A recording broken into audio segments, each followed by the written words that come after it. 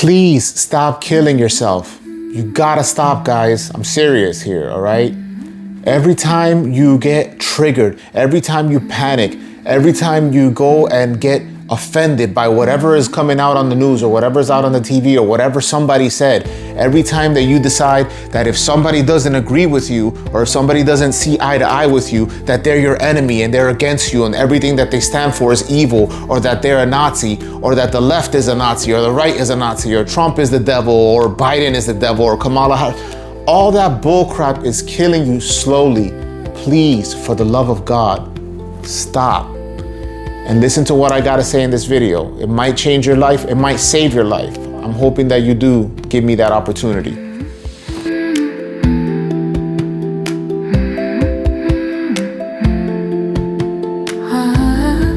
All right, I printed out some documents here. I printed out some documents that I'm gonna go ahead and I'm gonna read. This is gonna be a little bit more of a structured video rather than a free form. I will talk from the heart like I always do. I'm not gonna free form the whole thing though, because I wouldn't call this a script, but there's certain things that I wanna read to you. So I wanna talk about what happened with my mother, okay? So my mother died from a heart attack. Based on what I witnessed, I believe that the severe stress that she had been carrying for years and years before that was pretty much what contributed to the vulnerability or may have helped trigger the event. So I cannot medically prove that stress is the sole cause of her death, and I'm not presenting her case as a medical diagnosis, but I'm speaking from experience. I've told her many times in the past, she used to worry and stress about everything. She used to look at anything that anybody did was a problem. If somebody said something that she didn't agree with or that was even slightly critical, she took it as the world was ending and everybody was out to get her and people wanted to destroy her and all this kind of junk. And you know, I could understand that coming from my mother because she became a little bit dramatic later on in life. But the problem is that she was doing it to the point where nothing made her happy. Every time that we try to do anything for her, whether we were bringing her the kids to spend time with her, whether we were trying to take her out to like a nice restaurant or something, you know, just anything to change the vibration, the energy that she was living in. Anything that we tried to do for her, it was like, it wasn't good enough. She didn't enjoy it. She didn't like the food. She didn't like how so-and-so came out. She didn't like how I was apparently treating my wife. She didn't like that she thought that because my father was abusive to her, that it didn't make sense to her that I could not be abusive to my wife. She didn't think that I can come from the same tree and not be the same rotten apple. So she basically found any excuse and every reason to be offended by something. And you know, I wasn't gonna make this video, but one of the reasons that I decided to make it before the video that I was planning on making next, which was the Dating Threads Volume 2. I wasn't gonna make this video, but one of the things that really pushed me to make this video was that I'm seeing people online getting way too offended, getting way too stressed out and spending entirely too much energy on what they're against. And nobody's talking about what they're for. Nobody's talking about what makes them happy, what makes them joyful. Everybody's talking about dating sucks, life sucks, politics sucks. And yeah, politics, it does suck. And dating probably does suck because again, you're not getting my book and you're not paying attention and taking it seriously. But that's besides the point. Nothing in this life is worth you sacrificing the God-given light that you were given. Nothing. And if you don't believe in God, nothing in this life is worth giving the pure chance, the 0.0001% chance that you as an individual would come into being and have a life as a unique individual. Nothing is worth sacrificing that or giving it up for. Nothing is worth taking your own life for. You know, a lot of us, we deal with people and friends and family, and I apologize if this is a trigger warning, but a lot of us deal with people, friends and family who might have either directly or known somebody who directly committed suicide. Suicide is not a joke. It's not a laughing matter. I like to bring levity to things, and I like to speak, you know, from a perspective of being a little bit more light, because I know that the things that I talk about are very heavy and they're very difficult to deal with.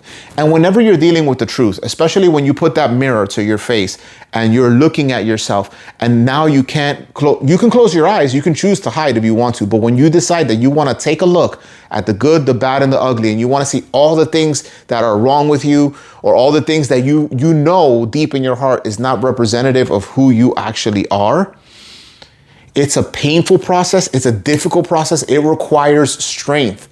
I gotta tell you people, man, I'm not here to toot my own horn, and I'm not trying to act like I'm better than anybody, but I'm a very strong person because I take that step every day.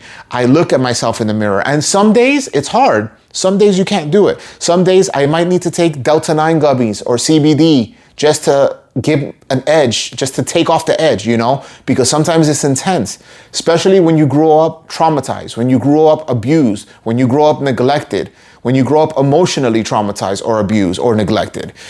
You know, any one of those things, anything that has contributed to PTSD or stress in your life, you have to understand, guys, there's a time and a place for things, right? So we can complain and we can be upset about things, but to what extent?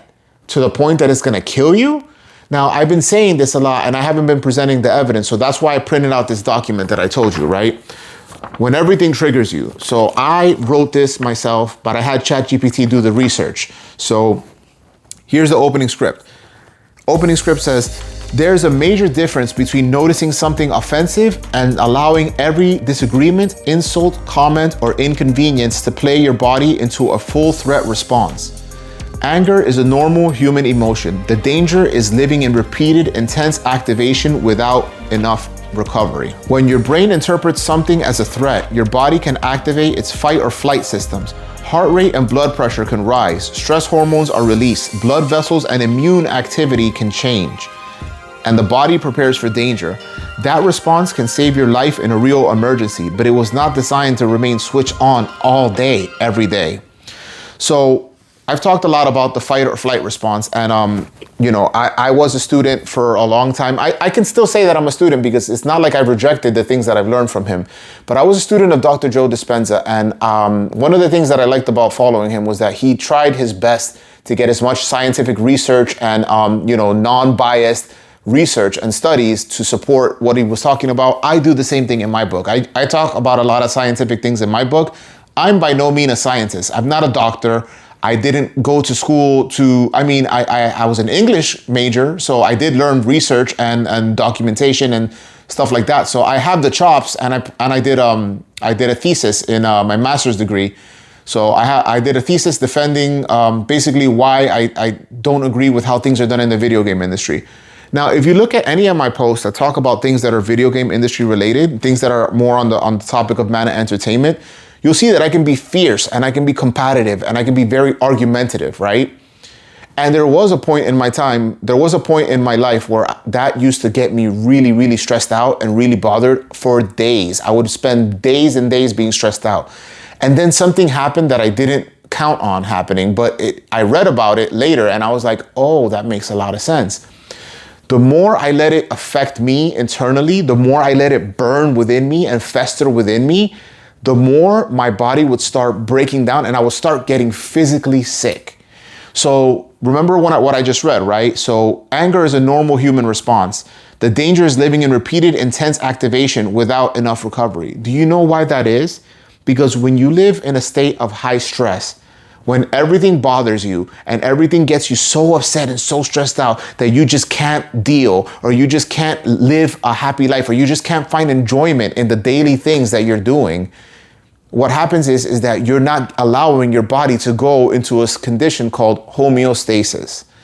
Homeostasis is a condition where your body will naturally use its own resources and its own intelligence, because our bodies are extremely intelligent, to heal itself. When you live in a constant state of high stress, when you're constantly hearing sirens, or you're always like hiding, or always like running, or always looking to fight, or always wanting to like get the last word edge in, you know, you always want to create problems. When you're doing this, what happens is, no matter how right you are, no matter how justified you are damaging your own body. So you know that expression where they say that Anger is like trying to drink a poison and expecting the thing that you're angry at to die from the poison. That doesn't make sense. That doesn't make any sense. Does it make sense to you? Honestly, think about it. If you drink poison, do you expect your enemy to die from the poison that you drink? You're not a voodoo doll. And even if you were, would you use yourself as a doll and harm your own body to harm someone else? Do you even want to do that? Could you live with the consequences? What happens if you play out your rage? What happens if you play out your anger? What happens if you give into it and you decide, oh, screw it. I'm just going to do whatever I want and nobody's going to tell me nothing and I'm just going to be angry and I'm just going to be rageful. And you wonder why we have so many shootings in this country? Do you wonder why we have so much unnecessary violence? Why we have so much fights and division in this country? Do you know that there is a phrase that goes back, it's in the Bible, but it's much older than that. A house divided cannot stand. A house divided has no strength, has no power. It is a weak house. We as a country, as the United States of America, we were built on being together, united against the oppression and against the control from the United Kingdom, right? From UK or Britain, Great Britain at the time. We were united in that. We came here to this country. It wasn't just the white pilgrims that came to this country. It was a lot of people from different countries, and they all came here collectively because they were seeking freedom from the oppression of the old world. The old world told you have to do things like this, and if you don't, not only will you get in trouble for it, but you can be killed for it. They wanted to live a free life. They came here to be free. Now, everything that transpired then leading up till now, there was a lot of mistakes that were made. There was a lot of bad things that were done. But just because those bad things were done, should we keep on living like if those things are happening right now? Do you know the difference? What it is? We talk about racism right now, okay? We talk about racism. I don't know if you know this about me, but I'm partially black, right? I have 40% West African DNA. I also have Israeli DNA, which, as we know, in the past wasn't one location. Israel, the original 12 tribes of Israel, was a group of people who, similarly to how we came to America, these were a group of people who came together under this one idea of this one God. And it wasn't the first time that anybody's ever heard that in the world. Zoroastrianism has that as well, and it's older. And there's other monotheistic religions that came before Judaism. But the point is, they came together under this idea, under this united banner of the Torah, right? And they came under this assumption that do unto your neighbors what you would have them do unto yourself. Do to others what you would want them to do to you. That's the golden rule. We've had that rule for as long as humanity has existed. It's existed in one way, shape, or form. And everybody who's ever been wise, everybody who's ever been powerful, everybody who's ever changed the course of history has used those principles, right? Now, we've changed history in very negative ways as well. Hitler was one of those people. You know, he killed so many people, and Stalin was another one of those people. This is the person who was a socialist, right? He was a Marxist. And not to make this a political thing, but I'm going to say the truth because that's what it is.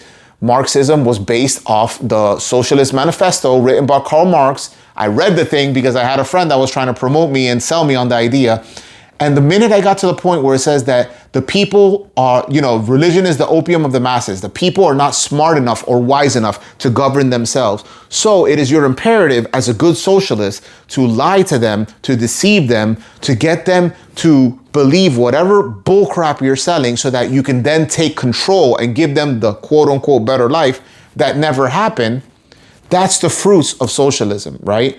The Bible also has another interesting verse where it says the power of life and death are in the tongue, and those who eat of its fruit will be thereof. Something to that extent, right? But basically the meaning behind that is that what's in your heart is either going to be words of life or words of death. Quite literally, because when you're a person that's positive, that looks on the bright side, and you try to be, harmonious, you try to be a good person, you want to do good for yourself and for others, because you got to remember, just like I've been teaching you this whole time with Lover's Compendium, you need to love yourself first. That is the priority. That's game changer number one.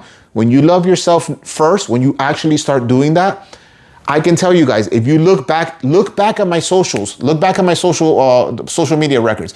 If you look back 5 years ago or longer, you will see that I'm a totally different person than I am right now. I was a lot more angry. I was fighting a lot more than I am now. And I was, but the problem is that you might not see it online and know how it was affecting me. I was a lot sicker. I was a lot bigger and I was a lot fatter. You know why I wasn't able to lose weight until last year?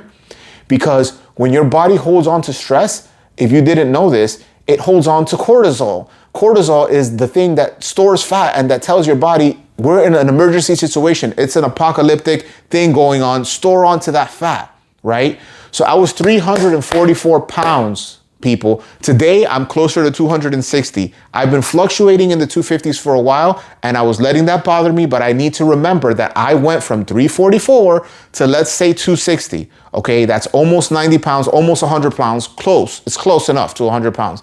I should be happy with that, but I was allowing it to become a source of stress for me. And that's when I needed to go deeper and say, okay, you know what? I need to look at things how they really are.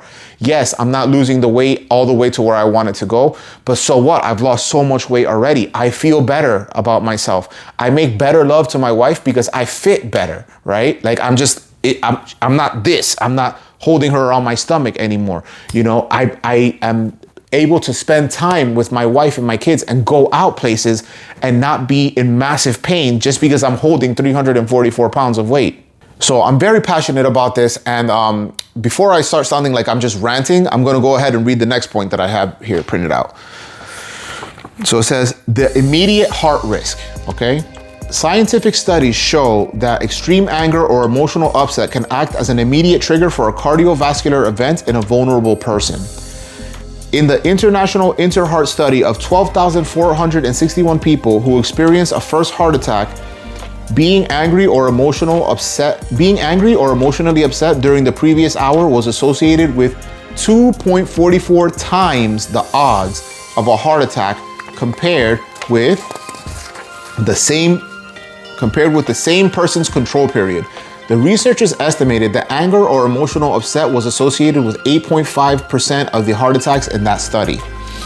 A separate systematic review and meta-analysis found that the rate of heart attack or acute coronary syndrome was about 4.74 times higher during the 2 hours following an angry outburst. So you see what I'm talking about, right? Let me finish this one segment. That does not mean anger creates heart disease out of nothing, meaning that it just doesn't come magically out of nowhere just because you're angry. Because if that's the case, people will be dropping left and right like flies, right? And it does not mean every angry person is about to have a heart attack. The absolute risk, however, from one episode is usually low, but an intense emotional surge becomes the final trigger when someone already has plaque, high blood pressure, diabetes, an abnormal heart rhythm, or another cardiovascular vulnerability.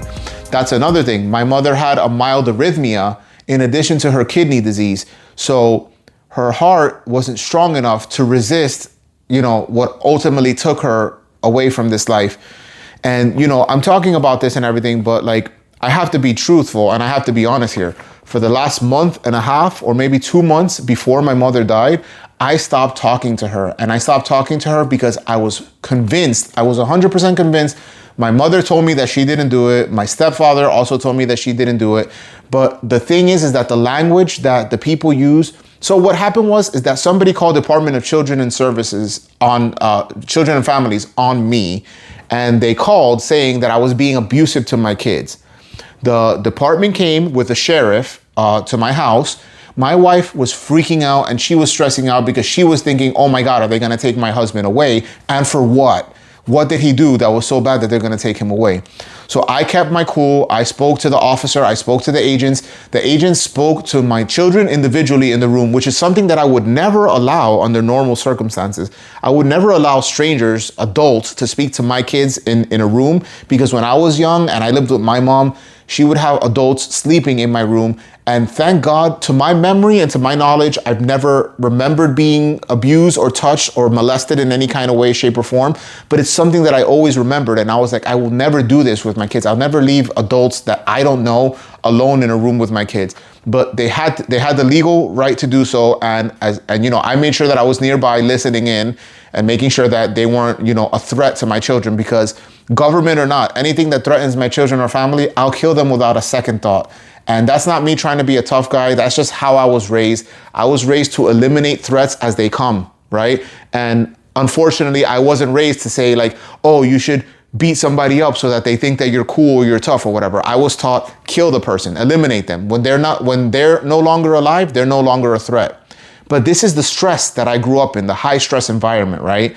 So it makes sense that my mom also being raised in that environment, and also growing up my mother grew up in the Dominican Republic during a civil war that was going on. So she heard bombs and stuff going off like outside of her house, and it traumatized her, and she was always scared about those kind of things. So she was kind of panicky, fight or flight would activate very easy in her. So she grew up in high stress. I grew up in high stress for a different reason. I didn't grow up in a war.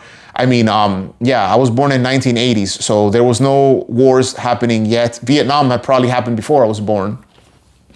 But my point is, she was somebody who was quick to fight or flight. My father was somebody who was quick to fight. You know, he rarely ever like ran away from a problem.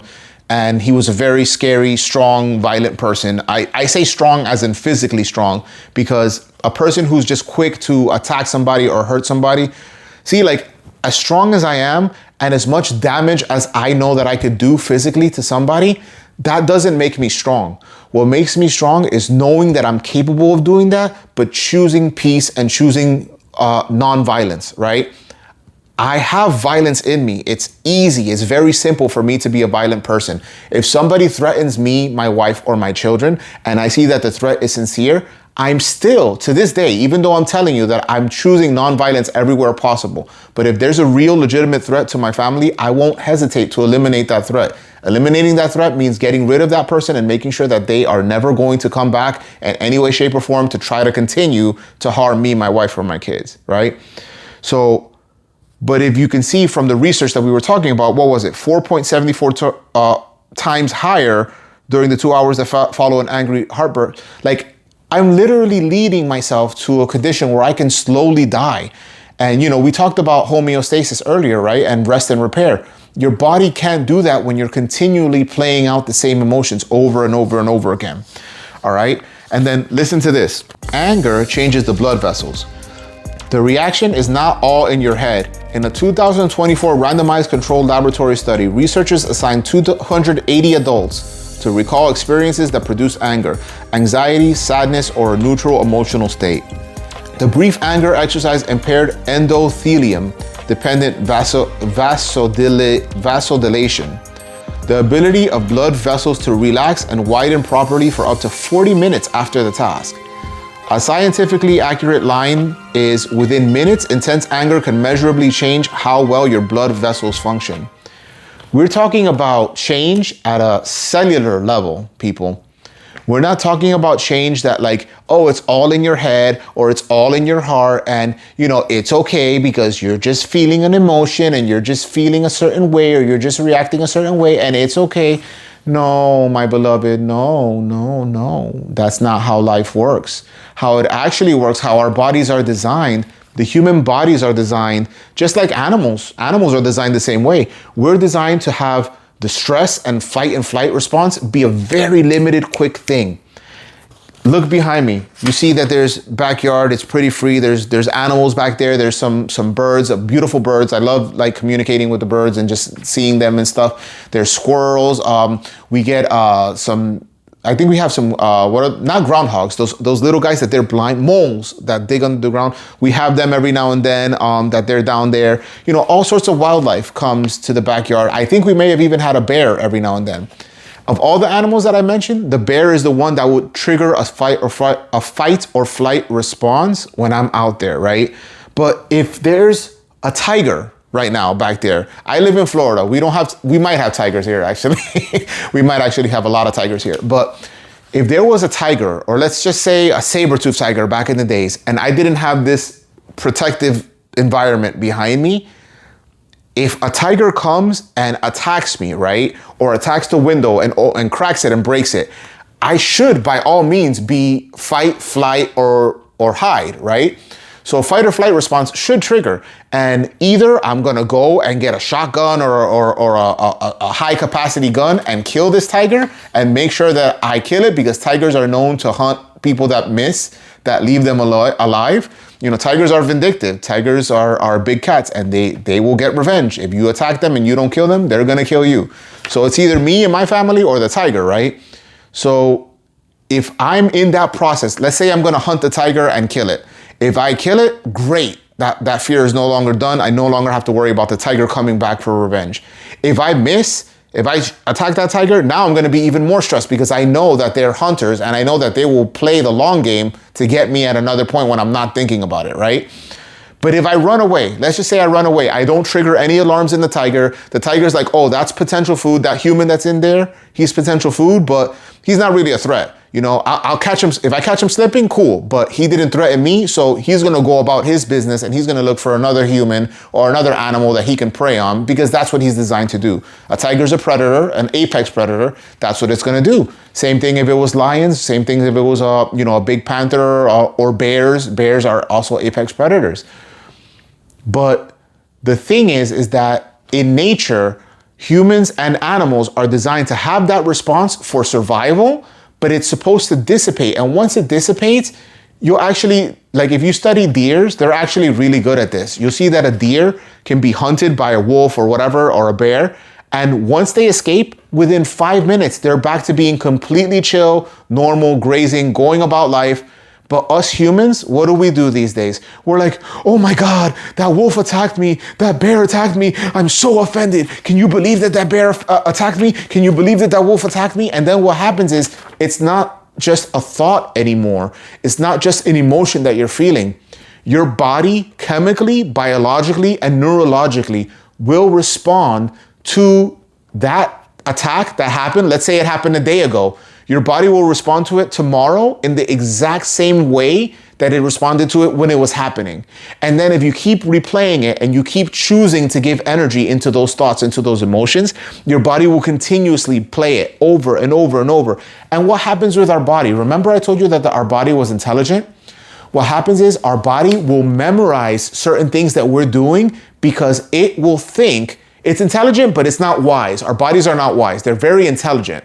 Because it will think, okay, my user, which is the mind, the thoughts that's talking behind you, right? The person that's thinking, like you're watching this video right now and you're probably thinking whatever you're thinking. Hopefully you're thinking, damn, let me listen to this guy all the way through. Let me see what he could say and let me see if maybe this is something that I can apply to my life. But regardless, whatever you're thinking, your mind and your brain will say, if you do something long enough, you know, if you practice being angry long enough, your body will be angry without your conscious input, without your thought process, without your emotional. You don't have to work yourself up to be angry. You will be angry and your body will continue to allow you to be angry because it thinks that that's what you want. So what happens is when you get angry, when you have a situation that gets you angry, what will happen is you will be given an endorphin, which is like think about it as like your body has like a doggy treat, right? And your body's a dog. Every time you get angry, it'll give it a treat. And then the dog is happy. It's wagging its tail. It's like, yay, anger, stress. This is good. I like this. So your body doesn't know the difference between what's good for you or what's bad for you. It has that intelligence built in, but it's going to obey you. It's a faithful companion. It's a dog, right? So not calling you a dog, and I'm not calling you a bee if you're a female or whatever, but what I'm saying is your body is like a dog in the sense that it is faithful to what you tell it you want. So if you keep on telling it over and over again, oh, I'm stressed out, I'm worried, you know, I'm feeling bad, I'm feeling like the world is out to get me, like nothing goes right for me, nobody helps me.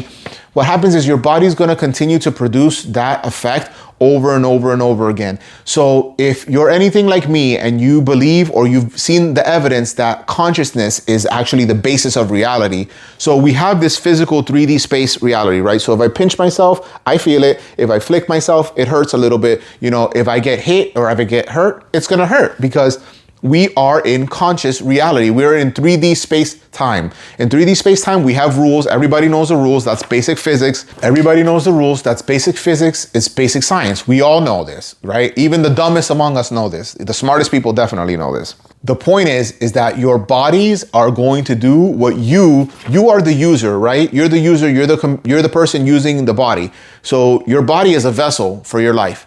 So if you've seen the thumbnail that I had on the left side, it's death. On the right side, it's life. That's why I didn't put a lot of wording on it. I just left it as death and life. Just very simple. Hopefully it got the message across.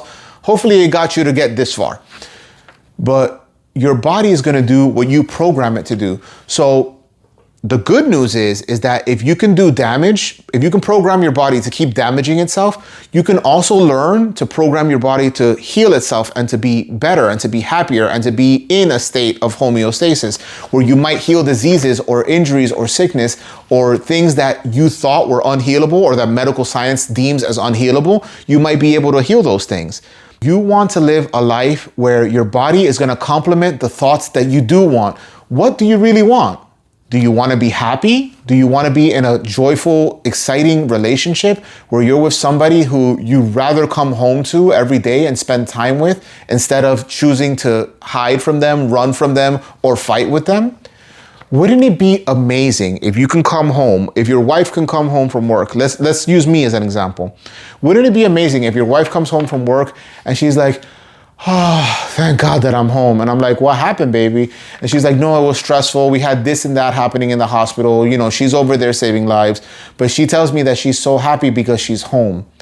You know, I know people that when they go home to their wife or they go home to their husband, they're just thinking, oh, here we go again. This is going to be a fight. I'm not looking forward to this. Maybe I'll stay working a little bit extra. Maybe I'll work overtime. Maybe I'll find an excuse to not go home. What's better for you? Honestly, what's better for you? Do you want to live that life? Do you really want to? I don't think so. I don't think you want to. I don't think anybody wants that. I think people genuinely want to be happy. And the frustration comes when you're trying to be happy, but you may be doing things over and over automatically that you don't even know that you were doing. Remember, the body is intelligent. It's not wise. If you were trained to fight and argue and look for problems, your body is going to bring that up to you even without your conscious input. So your spouse might come home and they're just looking for a little bit of attention, a little bit of affection from you. Or maybe they just want to spend a little bit of time by themselves. You know, kind of some people are like more introverted and they might need like a few, like 5-10 minutes, maybe even 20 minutes to just sit somewhere by themselves, completely not talking to you. And then when they're done, they come to you and they're refreshed and they're feeling happy because even an introvert wants to spend time with people that they're happy around, right? We're social by nature. Humanity, we're social. And we cannot help but be social creatures. So don't you rather live a life where you're going to be happy, where you're going to be joyful to be around somebody that you're with? Don't you want to have friends that when you're around them, they're like, damn, I really like so-and-so because this person's always like, you know, they might have their issues, they might have their flaws, but they're always generally happy. They make me feel good. They seem to feel good about themselves, and that inspires me. Would you rather be an inspiration for somebody, or would you rather be a lesson for somebody of don't be like that person, don't be like this person. Like this person, they're dumb, they're stupid, they do this, they do that. You know, I don't want to be like that. Like, well, this is what we're talking about here. So I want to talk about the long-term damage. It's called allostatic load, okay? So the reason we want to be happy and we want to be good and all that stuff is because we don't want to go here. We don't want this research to be a story of your life. We want this to be a story of your past so that your present and your future could be much better. But it says the long-term damage, allostatic load. The most useful scientific term for a long-term wear and tear is allostatic load. It describes cumulative physiological dysregulation that develops when the body repeatedly adapts to stress and does not fully recover. A systematic review covering 267 original investigators found that the higher allostatic load and allostatic overload were associated with poorer physical and mental health across many populations.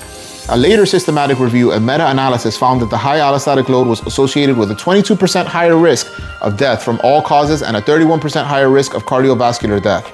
These are associations, not guarantees, but they show the accumulated biological stress is connected to meaningful mortality risk. In other words, like I've been saying from the very beginning, what do you want to choose? The sunny life with the butterflies and the rainbows, or you want to choose the dark life with the darkness and F my life and everything sucks? If you choose that, you're choosing death. If you're somebody who says, I don't want to commit suicide, or I look down on suicide, or I view it as a weakness. For me, one of the reasons that I didn't do it, I have my first video on my channel, which was about ayahuasca. And I talk very candidly and very openly about how I went to go do ayahuasca because it was my only choice that I could find that I thought would help me at the time, because psychology wasn't doing it. A psychiatrist wasn't doing it. Well, not psychiatrist, a psychologist wasn't helping me. I couldn't find the coach at that time that was helping me. And the medicines that I were taking, the Delta 9s, which is like the legal form of cannabis derived products, that was helping, but it only went so far. I almost killed myself. This is a hard topic to talk about, but I need to talk about it because I don't want you to kill yourself. I said that in the beginning of the video. It wasn't me just trying to be slick and come up with a nice hook to keep you here. I don't want anybody to kill themselves. I don't want people to live a life where they feel like killing themselves is the best option. But if you know that that's true, and you know that that's not something that you can or should do, or it's not something that it's good to do, then we gotta make choices that are gonna change the way that your body responds. And when your body is facing differences, when it's used to, let's say 20, 30 years, you've been doing this negative thing. You've been doing this, like, I get triggered by whatever somebody says, and the gender pronouns or religious outlooks or political leanings trigger me, and I hate everybody that is blah, blah, blah, blah, blah. You have to understand, those are not just words. You're choosing a slow, prolonged death. And what's gonna happen is that you might not die right away from the heart attack, like the statistics that we showed earlier. That's possible, it could happen. It's happened to people before. That's why we know statistically that it's possible. But you're gonna die from a painful, slow, miserable death that's gonna be caused by things that stress is causing in your body. So the reason that I say that stress is the most deadly and the most prevalent killer that exists in the world is because it's a slow killer. It's something that kills you very slowly. Now, you could be one of those people that's trying to be smart and be like, oh, well, we're all dying every day anyway. Ha ha ha, you only live once, right? Yeah, cool, but you don't kill yourself. You live once. You don't die. I mean, you die once, technically, according to this life that we're living, but you only live once means that you should live your life. You should live it to the fullest. You should live a life of excitement, a life of joy, a life of happiness. Part of why people are saying that dating sucks is because they're unhappy themselves. And guess what? When you go on a date, like if you look at my videos when I first started doing this channel seriously, you'll notice that my energy was a lot different back then because I was insecure and I wasn't sure, how should I present myself? Should I be super serious like I'm talking right now? Or should I be more goofy and funny? Because I'm a funny kind of guy. I have a good sense of humor and I think that's part of who I am. So I give that where I can and when I can. And I like playing. I like being playful. I'm a creative person. My company is Mana Entertainment LLC. And even though I'm putting it on hold right now to do everything that I'm doing now so that I can get the money to actually run my company without having to worry about investors that are going to shut it down if something goes wrong, I have a very playful, childlike nature. As much as I can be this scary, monstrous killer of a guy that I was raised to be, I've always been that childlike, loving, cute, happy-go-lucky person. But one person is not one thing. I have that childlike love and I always give that love and I always give respect to people when I talk to them. I never come across as somebody who wants to cause problems or somebody who wants to fight you or somebody who wants to tear you down. I'm generally very positive in real life. However, if somebody comes at me the wrong way, I might slip into that killer mode, right? That's the fight or flight response. That's something that's automatic. I'm not saying that I can't change that because I do have good self-control, because otherwise people would have died a long time ago with the stuff that some people come at you with, right? But that allostatic load, that long-term damage, that's something that you can change, people. That's something that you can change. And let me just go into the next post, because the next point here, right? Chronic stress and heart disease. A meta-analysis of six prospective studies, including 118,696 people, found that high perceived stress was associated with a 27% higher risk of developing coronary heart disease. A Swedish population study compared 136,637 people diagnosed with stress-related disorders with both their unaffected siblings and more than 1.3 million matched people. During the first year after diagnosis, the rate of cardiovascular disease was 64% higher than among their unaffected siblings. The excess risk was especially pronounced during the first 6 months. The Swedish study clinically diagnosed disorders such as post-traumatic stress disorder, acute stress reaction, and adjustment disorder. It should not be misinterpreted as proof that ordinary irritation carries the same risk. It does show that severe and sustained psychological distress is associated with real cardiovascular consequences. So this is just another point to the point that I was making earlier, right? But let's read this next part.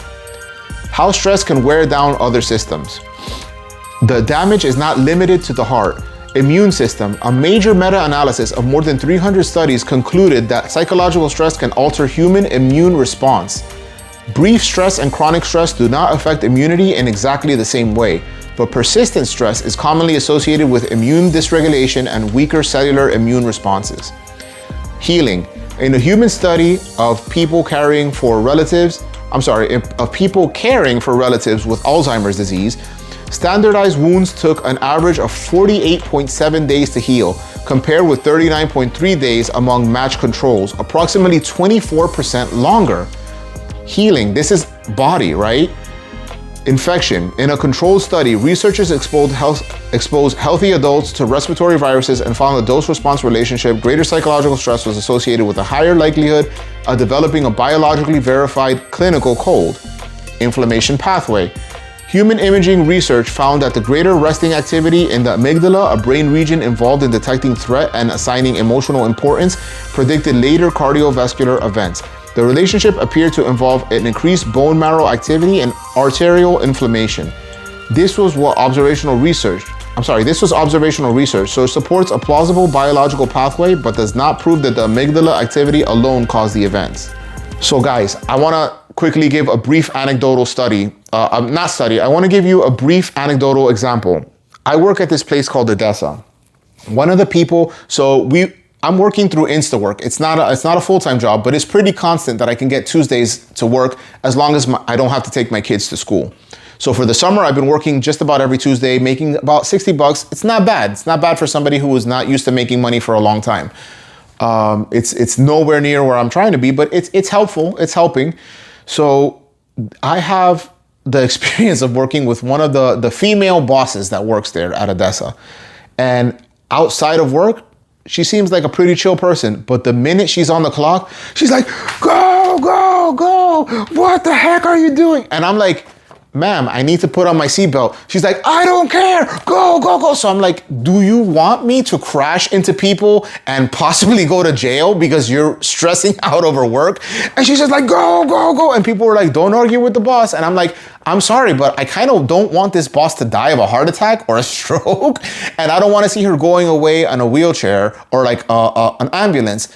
And this same boss, she's injured in her leg. I don't even know what her name is, but she's injured in her leg and she's had a cast for more than a month that I've been showing up to work there. She's had the cast the whole time. When I got there, they told me she just had gotten injured. So for more than 30 days, possibly, who knows, 40, 50, 60, as long as I've been going there, I've been working there maybe for 2 months. The whole time that I've been working there, she's had that cast. So if I think about it logically, at least, let's say 50 days. 50 days, she has this cast and it's not healing because she's always rah, rah, rah, rah, go, go, go, go. Because if we don't go, I'm gonna get screamed at. But what she's not realizing is that if she just takes a step back a minute to be like, all right, they're gonna scream at me and I'm just gonna know that that's the culture here and I'm not gonna take it personally and I'm not gonna let that ruin my health. If she watches this video, I would be honored if she watches this video. She knows who she is, she knows who I am. And she knows that I mean no disrespect when I say this, but if she could just learn to chill, to relax a little bit, to, not get triggered so easily, she would find that her leg would finish healing and it would heal so much faster and better than the condition that she's in now. That's why she's still wearing that brace. That's why she hasn't been fully able to heal, right? So that brings me to a perfect segue. What triggered by everything means medically. The word triggered is often used casually, and being offended is not a medical diagnosis. A person can calmly recognize injustice, disrespect, or harmful behavior without damaging their health. The concerning pattern is frequent, intense, and prolonged physiological activation. Racing heart, muscle tension, rage, panic, rumination, inability to sleep, and repeatedly replaying the event long after the immediate danger has passed. The health issue is not that you cared, It is that the nervous system may be spending too much time in emergency mode and too little time in recovering. So yeah, this next section says personal section. It talks about the thing that I already mentioned with my mom, but I'll go ahead and just read it again just because I want to remind you of why it was that I made this video. My mother died from a heart attack. Based on what I witnessed, I believe the severe stress she carried may have contributed to her vulnerability or may have helped trigger the event. I cannot medically prove that stress was the sole cause of her death, although the doctors were saying that based on how her body was looking, it was an indication that she lived under high stress for a long amount of time. But the science shows that severe emotional stress can immediately raise cardiovascular risk in vulnerable people, while chronic stress can build physiological wear over time. So guys, I'm gonna read the message and the closing of this thing, but the message that I'm trying to tell you guys, the message that I really hope you take to heart here, and I hope you'll forgive me if I was a little bit hectic sounding, but I'm taking this very seriously. This is not a joking matter. This is life or death that we're talking about here, guys. So the message here is protecting your peace is not pretending that nothing matters. We don't want to lie to ourselves. It is learning to face what matters without surrendering control of your body to every provocation. In other words, getting triggered, surrendering it to it. What you're doing is you're giving control of your body and of your health to other people or other events that are triggering you. We don't want to do that. We don't want to do that. We want to take control of our own lives. We want to be the master of our own bodies and our own destinies, right? Because if you can't be the master of your own body or your own destiny, how are you going to help somebody else if you can't even help yourself? How are you going to love somebody else if you can't even love yourself? Do you think it's loving to treat yourself that way? To treat yourself as something that's constantly in stress and in pain and suffering? That's not loving to yourself. You can set boundaries without getting furious. You can oppose wrongdoing without allowing it to occupy your nervous system daily. You can feel anger without fending it for hours. Emotional regulation does not mean silence or weakness. It means choosing a response that doesn't destroy you. And in closing, I'm gonna go ahead and tell you this. Stress is not guaranteed to kill you, and it's not the only cause of heart disease or chronic illness, but severe acute stress can act as a trigger, no pun intended, and chronic unchecked stress can contribute to the conditions that make serious illness and premature death more likely. Do not give every stranger, comment, political story, family conflict, or offense permission to repeatedly place your heart and body into survival mode. The event may last minutes. Your body may carry the reaction for far longer. So that's gonna do it for this video, guys. I just hope that you gave this video a chance. I'm not sure how long it's gonna be by the time I edit in. I'll try to put the text where I can on the video itself so that you can read it while you're listening if you're watching it at home or on the TV. But yeah, guys, just let me read that again because it's a powerful line. It's a powerful message. And on that note, I'm gonna close this video. Do not give every stranger, comment, political story, family conflict, or offense permission to repeatedly place your heart and body into survival mode. And to add to that, don't allow work situations to do that. Don't allow the person that you're dating to do that. Don't allow your children to do that. They don't mean to do that to you, especially your kids. They're just kids, right? I had to learn that very slowly. I'm still learning that. The event may last minutes, but your body may carry the reaction for far longer. In the worst case scenario, it could be the difference between my mother could have gotten hospitalized and learned from that experience, and maybe that could have been the shaking up that she needed to no longer live in this stress, like anger, fear response all the time. But unfortunately, her heart couldn't sustain that heart attack. By the time my stepfather went into the room to call the ambulance, it was too late. She was already in a state of vegetation. I'm a person that believes in miracles. I'm a person that believes in divine healing. I tried my best to call on all the divine miracles and all the magic and stuff that's assisted me when I was younger. I was like, save my mother, because I wanted her story to be the story of someone who can come from such a dark place and then teach other people, hey, there's a better way. You know, I gave my life over. I lost a lot of years to that, but look, I'm happy now. And I wanted her to finally be happy and to be the mother that I deserved, the mother that I wanted, which was the mother that was happy, that would love me for who I was, that wouldn't accuse me or think of me as some sort of abuser or some sort of like, you know, like criminal or whatever that caused her to call the Department of Children and Families on me. I wanted that. I didn't get to have that. So if you're that mother, if you're that wife, if you're that person that's suffering, struggling, constantly being stressed out, ask yourself, What is the price of it and what is it worth to you? Is it worth leaving your family and friends abandoned, feeling lost, not knowing why it happened or how it happened, or wishing that it didn't happen? Or do you want to be that person that instead could be in those people's lives and being a positive influence for them? It doesn't mean you have to teach them. You don't have to make videos like I'm making about it, but you can be a good example. You could be a good example. Please, please, I beg you guys, choose life.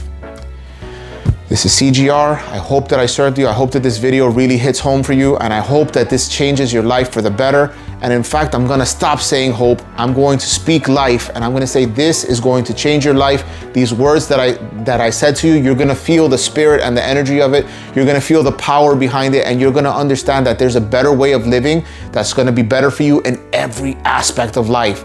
And trust me that it's difficult as hell if you take this process, but it's worth the time, the energy, and it's worth the stress that you will feel to change, because your body's not gonna change easily. Some bodies might be easier than others, but for the most part, if you're stubborn like I am, your body's gonna take longer to change. But know that it's possible, all right? This is CGR here. Just do your best. Don't give up on yourself. Please don't kill yourself. Love better.